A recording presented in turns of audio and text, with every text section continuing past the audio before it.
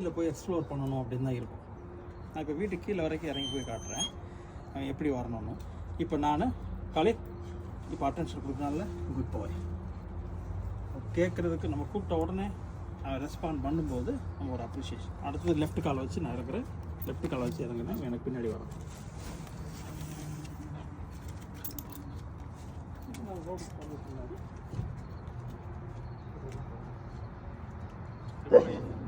காலை good bye good பாய்.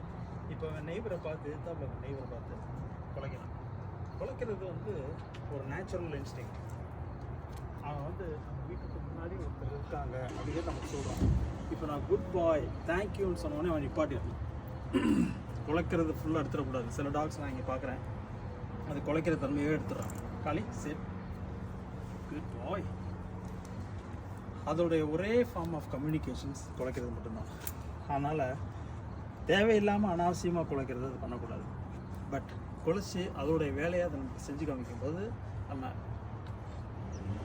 உடனே அதை அப்ரிஷியேட் பண்ணி அதை ஸ்டாப் பண்ணோடனே குட் பாய் தேங்க்யூ அப்படின்னு நம்ம அதை என்கரேஜ் பண்ணுறது தான் பெஸ்ட் வே.